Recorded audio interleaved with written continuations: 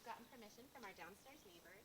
This is a great way to expand the community in your apartment complex if you live in an apartment complex like I do.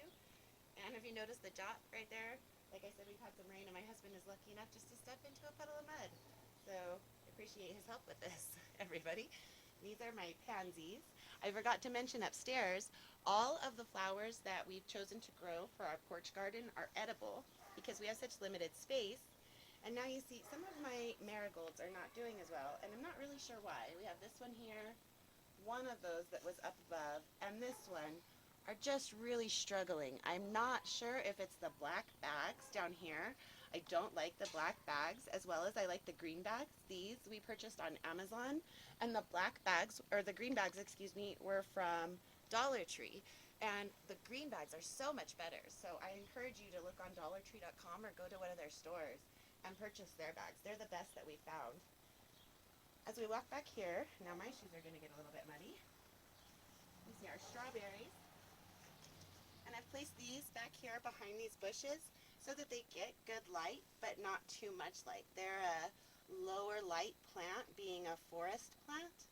And you see we're getting new blossoms and the petals falling off the old. Some of them are opening out. I really like seeing the just barely opening. They almost look like a rose to me. I think they're really cute. As we come back out here, have our last little bit over this way. Continued all the same basic plants, marigolds, snapdragons, nasturtiums. And again, you see down here especially my marigolds, the yellows and oranges, the hybridized, they're just not doing very well. This one is okay, this one is all right, and this one I'm not sure about the darkened leaves. It almost looks like they're getting some fungal rot perhaps, or perhaps some sort of mildew.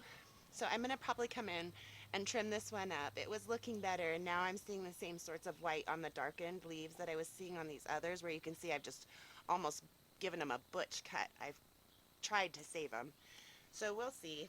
You'll get to see as we go along if I am successful in saving those few marigolds. This is like my little herb garden here to continue up there from the side. We have English thyme, Greek oregano. This is Italian oregano, and look how different they are. This is fuzzy slightly. It really groups together. And then you have your Italian oregano that is more common for like your spaghetti sauces and things. And it's really got a lot more room in between each leaf with the little almost rosettes of leaves there. Followed up by our garden sage. And I have to do a little bit of research because I'm not sure that you can eat garden sage, but I love the fuzzy leaves. So I went ahead and grabbed one. Over here we have some sweet potatoes just off of the counter. That's why you don't see anything here. You just really can't even see the one lonely little sprig of sweet potato that's coming up, and I don't have a lot of hope, but we thought we would go ahead and throw it out here and see how it did. This is a pepper that we purchased, and look, we're getting little flower buds already on this pepper right here up at the top.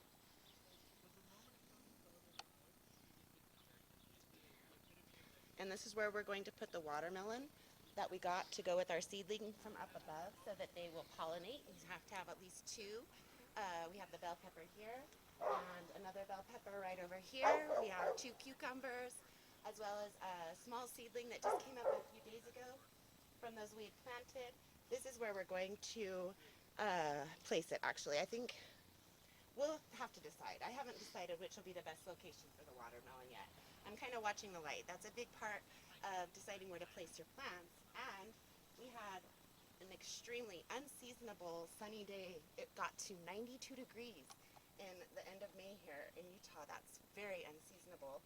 And so you see my mint plant that was so beautiful. It was about this big, really leafy and spread out, but huge comparatively. And now I'm going to wait for another mild day, but a little warmer. And I'm going to come in and trim off of the worst of the damage. But you can see it's already coming back. Mint is a very hardy plant. If this had been any weaker of a style plant, I don't think it would have made it. And this one, you see, is not nearly as far along. We had to put this planter over here, so this pepper hasn't gotten as much sunlight as the other pepper, and it doesn't have the little buds yet.